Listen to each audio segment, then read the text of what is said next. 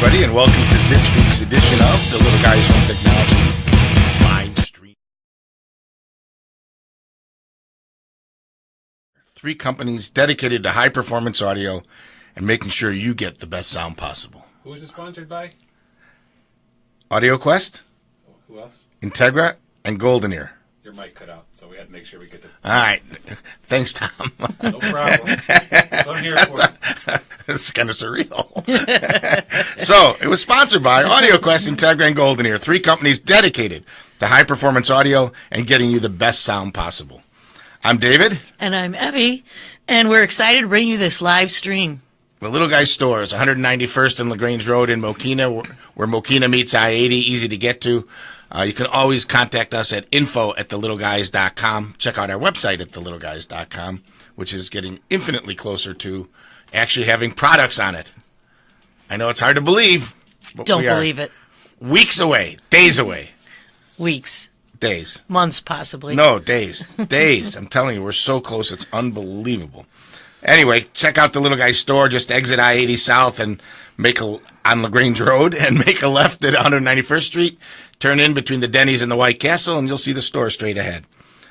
We do make house calls all over Chicagoland, including Northwest Indiana and Southwest Michigan, and we charge for that service, depending on where you're at. But we are available to come out and check out your place and figure out what's going on there and that kind of thing. But I really think it makes a lot of sense to come to the store first and let us show you a lot of the options and see what's available and see the things we can do and then once and in the meantime take some pictures of your place, do some basic dimensions, those kind of things. That's really helpful too when you bring that in. The guys love that. I mean, the more pictures we have, the easier it is for us to help you make the right decisions. Right, and also if you're integrating equipment that you already have with new equipment, it is real helpful to know what that equipment is. All right. You can comment throughout the podcast. If you're on Facebook when it's live streaming, you can see how to do that. That's pretty straightforward. And if you want to email us with questions or ask questions, we're happy to have you send them along. Again, you can always email questions to info@thelittleguys.com. We will get back to you pretty quickly. And you can sign up for our newsletter and sale promotions and just informative things that come along. You can do it on the website, on the front page of the website, bottom right corner, there's a place to sign up. You can friend us on Facebook, which we love, because we're doing a lot of Facebook stuff, or a lot more Facebook stuff. We get a little hot for a while, and we do a bunch of them, then we forget for maybe a week or so. But we're gonna stay on it. We don't want to bombard people. Yeah. When you should mention that with emails, we do not bombard people. Yeah, we don't. People. We really don't. I mean, when we have a sale, you may get 3 in a week, but otherwise, you might not get one for 2 weeks or 2.5 weeks, 3 weeks. I mean, we're not crazy about it. So, and you can always opt out if you decide that we're annoying. So. Not a problem. Anyway, we thought we'd spend a little time going over questions or topics we frequently get asked about. Years ago, it was like plasma sets that leak gas. We got those questions a million times, or plasma's no good because of this, or those speakers. Why does my LCD TV, when I turn it up to 240 hertz, why does it look so fake? Right. I mean, there was a million of those questions. A lot of those have gone by the wayside, but they're replaced by other ones.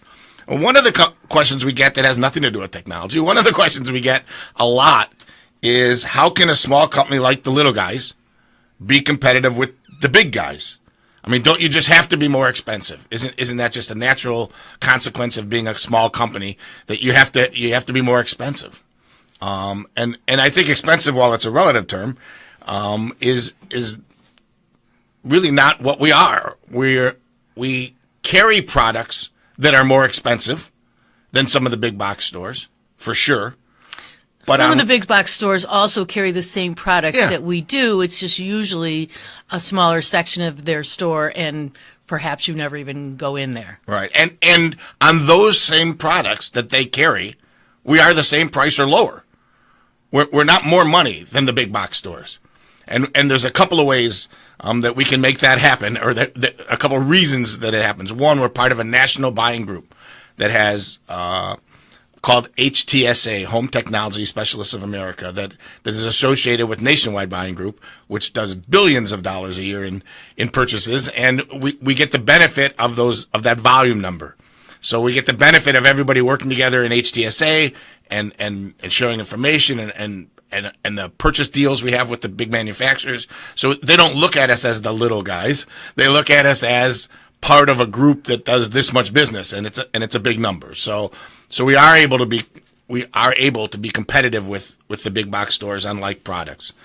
We also carry the best brands from those various manufacturers. So while a big box store might carry Onkyo, we carry Integra, which is their premium product. Correct. Right?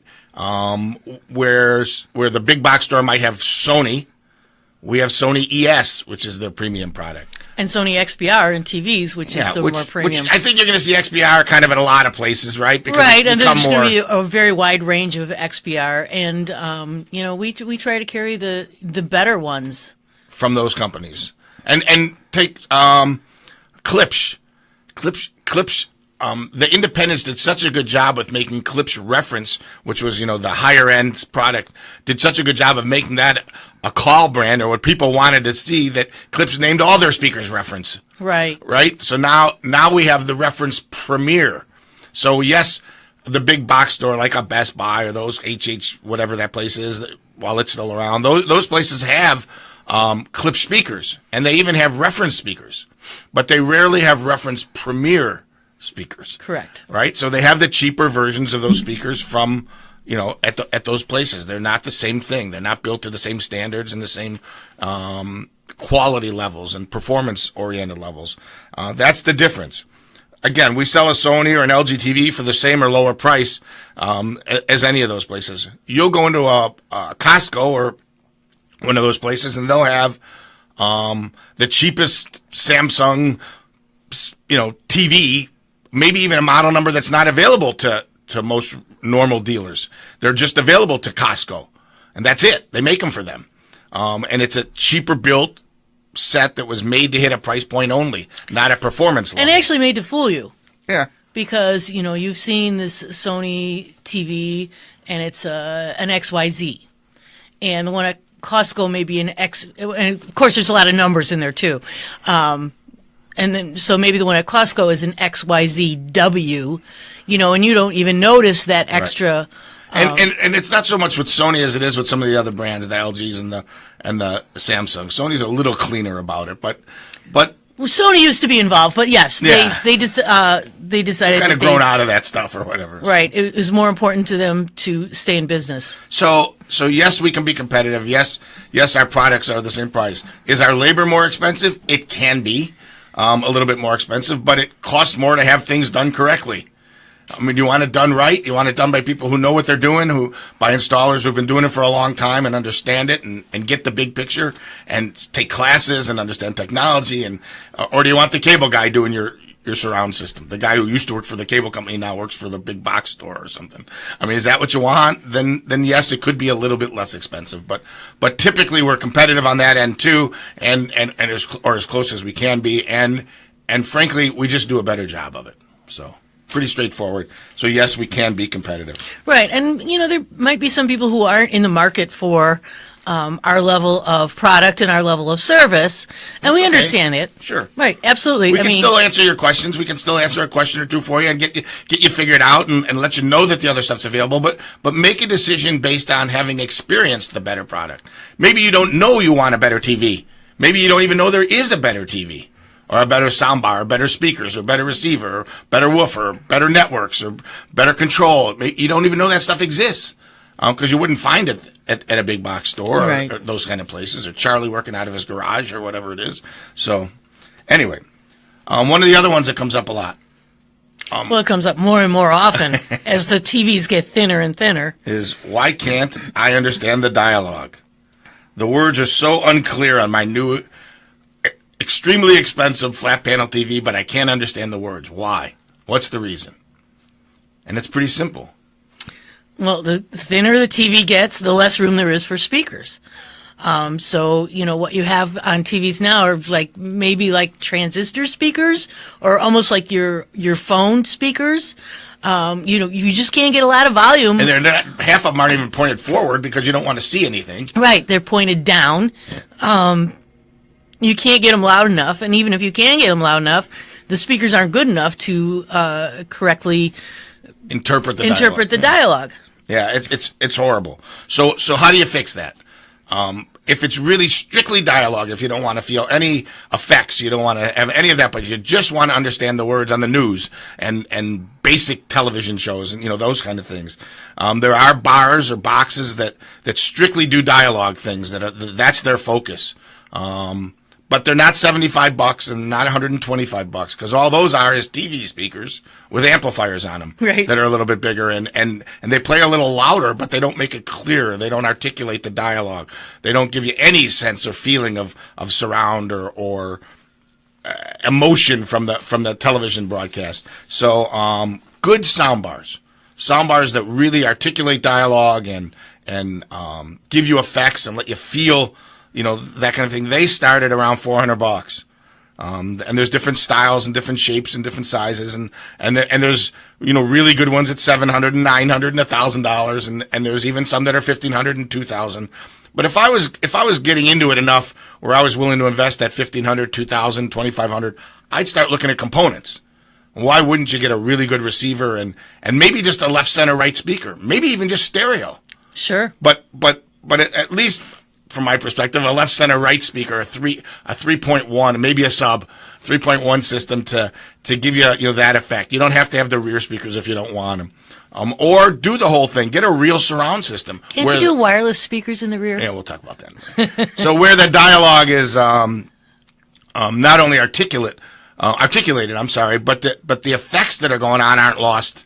And an explosion is an explosion, and a jet flying is a jet flying, and action and gunshots sound like gunshots, and all the while you're still able to understand the words without cranking it so far up that you're annoying everybody else in the building or everybody else in your house for sure.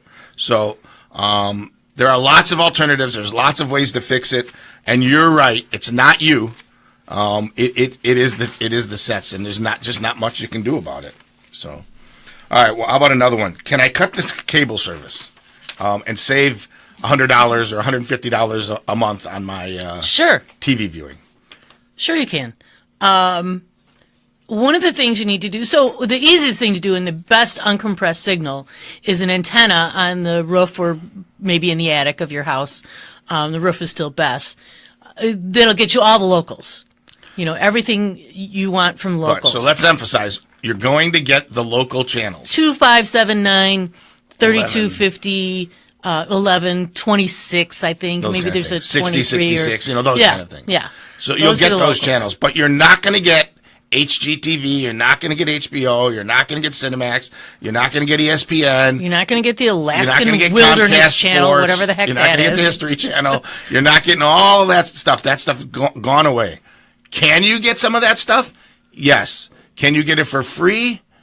No. But you can get it at a greatly reduced price, and you can get it more customized to what you watch. More a la carte. Right, a little more a la carte. Someday you'll probably be able to get everything you want a la carte, but right now, you have to deal with things like Netflix or Amazon.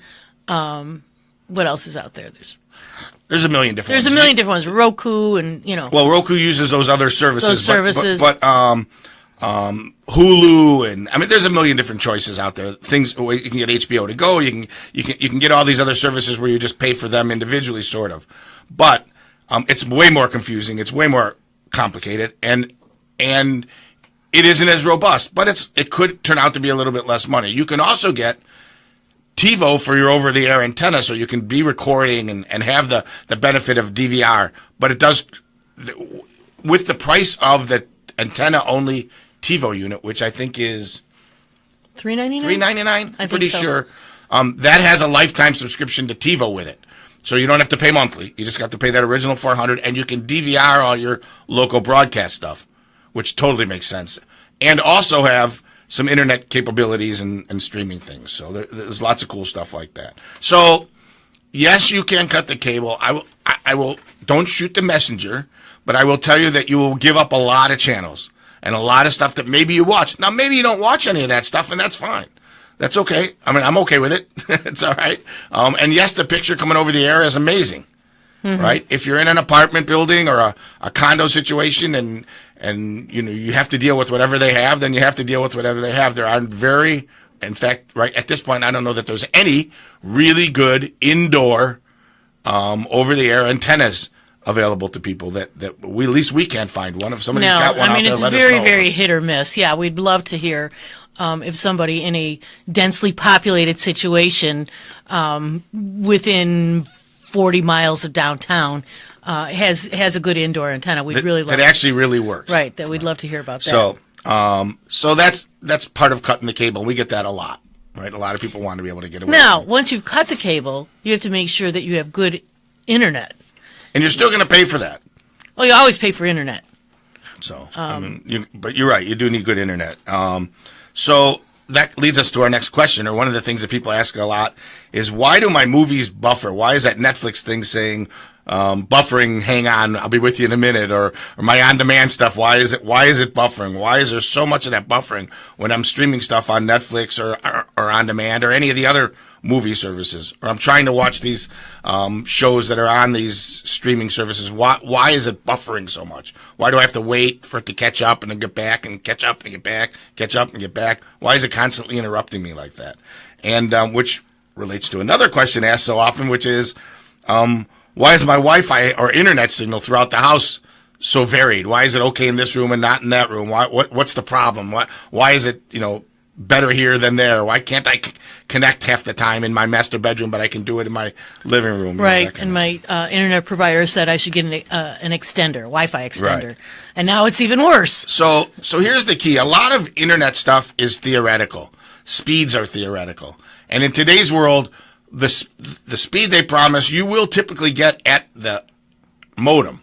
You'll have that speed there. Right. Now, do you have a router that allows for that speed to get transferred, and utilized for the rest of the house? Do you have switches that allow for it? Do you have a wireless access point that's located in the correct location that lets it disperse evenly throughout the house? Do you need multiple access points? Those are network things that can be fixed, and really nobody should have to suffer through that constant buffering and signal cutting in and out and the rest of it. We can fix that stuff. We can make it so your internet's good. That's not a problem. And we get it a lot, right? We can actually make it so that, if your kids are playing games online, and you're trying to watch a movie internet-wise on TV, that you can both be happy instead of somebody being upset and, you got it, storming off to their room or whatever. Well, and the more and more of that signal you use, the more and more bandwidth that's taken up, the slower it can get. There's nothing better than having wired. In every case, we highly recommend to people that we get a wired connection to every television, that we get a wired connection to every streaming device, that you have wired connections going to these things, not use Wi-Fi for those purposes. Wi-Fi speeds are a lot lower than the regular speeds, just by nature, period. And they're especially slower in some homes because the systems aren't set up exactly how they should be or as robust as they should be. So wired connection is number one. Having the right components in the right places, having the right router, the right switch, the right separate and independent wireless access points, not an all built in one concept. That's critical to good network distribution throughout the house. And all of those things can be designed and created and made so that you do have good Wi-Fi and good signal. Understand, we know that the controllers, your phones, your tablets, all that stuff has to be Wi-Fi. We get it. So those things should be, that's why you need good Wi-Fi, so that those things can operate correctly and function correctly. And you can watch stuff on those without any issues. And that's where the whole Wi-Fi thing comes in. So it's become a bigger and bigger and bigger and bigger thing as people use more and more and more network. And they don't even realize they're using devices. More. You have a tablet, your kids have tablets, everyone's got a phone, all those things. You're watching Netflix, somebody's playing Xbox online. Yep. All those things, the cable coming into the house and sort of just ending there is not made for sure, for taking care of all those things. So networks, bigger and bigger issues for people, and the fact is there's better and better solutions all the time. And we can easily show you that in the store. We can show you what the pieces are that make up a good network. We can explain to you how it works and make sense out of it. And there's going to be more. I mean, For sure. you might have a security system that's wireless, door locks, Yep. Things that you're operating from your office or out of town, things in your home, lights, your thermostat, all of those things need an internet signal. You got to have a good network. The infrastructure is key. So, all right, let's do another one. How about I had to turn off my woofer, and sometimes it's my wife turned off my woofer, sometimes it's my husband turned off my woofer, but either way. And sometimes it's the downstairs neighbor that made me turn off. Well, my it was woofer. really annoying. It was boomy and it was loud and it was bothering my neighbors. Well, then there's something wrong, frankly. Now there are woofers that are just big and giant and thumpy, and that's the way they work. But the truth is we should be able to isolate the woofer so that you have the energy within the room. What typically happens is people have to crank the woofers way up because they're either A, inadequate for the space they're in, or B, they're really low performance woofers that really just go boom, boom, boom, boom instead of giving the different low bass frequencies and reproducing bass as it should be. And those cheaper woofers, similar to where you crank up the TV to get it really loud to try to understand the words, you crank up the woofer because there's parts of the room that have no bass. Right. Right. And there's nulls and it really is annoying, if it's not done properly. Bass management, setting up a woofer correctly is a big deal. And a good woofer doesn't have to be a giant woofer. As the quality stays the same, the bigger they get, the better typically. But it doesn't have to be a monstrous thing to sound really, really good.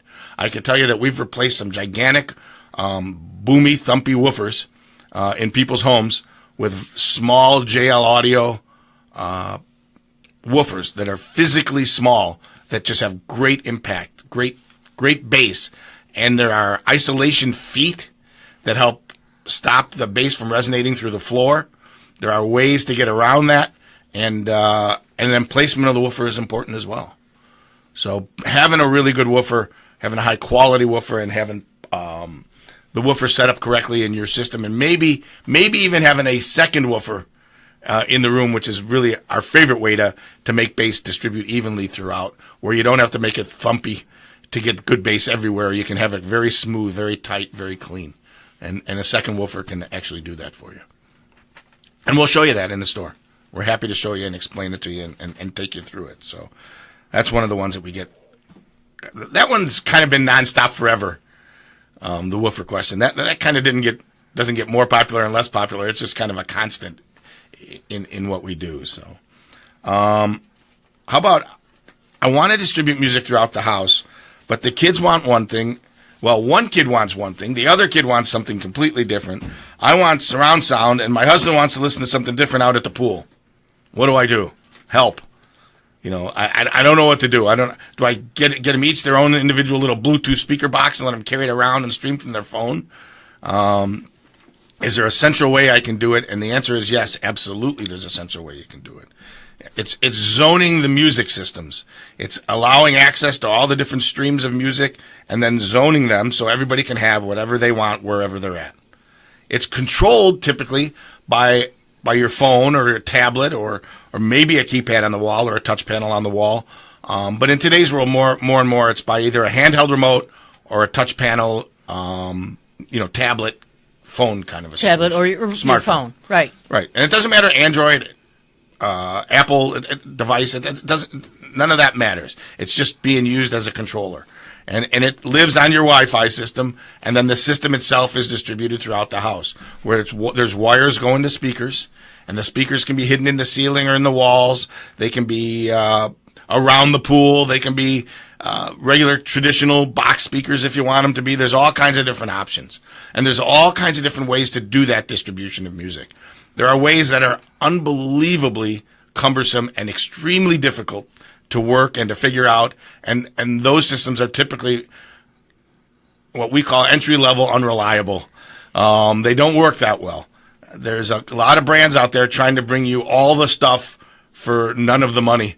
And it's very difficult to do. But done correctly, and it doesn't have to be extremely expensive, but done correctly, you have an amplifier that's multi-channel, and you have a distribution system of some kind, and a control system that typically is all part of that same branded concept. And then all of that integrates into your whole house automation and control and the rest of it. But distributing audio throughout the house with separate music and separate zones is a very simple thing to do in terms of the products that are available today. It wasn't so simple many, many years ago, and it was extremely expensive many, many years ago. Yes. But much more accessible today and easy to do. And way better than having a little speaker box in one room or a little speaker box in another room kind of a thing. So, lots of different options.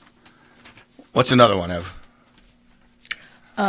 So we're talking about screens. So you have a projector. You have to have a screen on the wall. Oh, please don't use that paint. Yeah. The paint is screen on the wall. Goop, is that what it's called? Yeah, It's screen goo or something. Goo. Doesn't. It's mediocre at best. Right. You won't be Just happy. use the wall. Paint the wall white if you're going to do that. But the screens vary so much in price. And the reason is they're different materials. I mean, they're cut differently. They perform at different levels. They allow different amounts of light to be refracted in different directions. They reject light from, ambient light from the sides or the top or the bottom, depending on what kind of material it is. There's all kinds of different screens and all kinds of different materials, and that's why there's such a huge variance in price. Again, you can find a 100-inch screen for $250, and you can find a 100-inch screen for $4,000 or $5,000. Mm-hmm. There is a big difference. We have different squares of this screen material. What do you call that? Swatches of the screen materials, and we can hold them up against with the image being projected, and let you see the differences in the screens. It really does make a difference. So screens is another big one that comes up all the time. Right, and motorized screens are cool. There's a total cool factor to a motorized screen, but it adds money to the cost of the screen. It adds right. You can't plenty get of the money. high performance screen and the motorized thing for the price of a low performance screen with a motor on it. So, I mean, if you really want that cool factor, or if you have a need for it, like you have a room that you don't want to look like a media room, the screen can go away. The screen can go away, and actually the projector can actually go away too. But it does add cost. One other quick one, brackets. The brackets to mount the TVs on the wall. There's some out there for $29. Yeah. $19 I saw one for or whatever. And then there's some out there that are $200 and $300 and $500 and more. There is a huge difference in the quality of the bracket itself, the construction of it, the flexibility of it, the ability to change if the bracket's mounted off a little bit or the wall's off a little bit, which is often the case. Yes. You can literally adjust the bracket, the TV on the bracket itself without remounting the bracket completely, or change the tilt, the amount of tilt there is, or there's all kinds of different things that brackets do. And there's different quality brackets that we go into homes so often with these articulating brackets where it pulls out and turns, and the TV's dropped down 2 inches or 1.5 inches from its original height because the bracket's given way and it's starting to wear. Well, at some point it's going to wear completely or whatever. Right. I mean, there's some really cheap, low performance brackets out there, so be careful of that.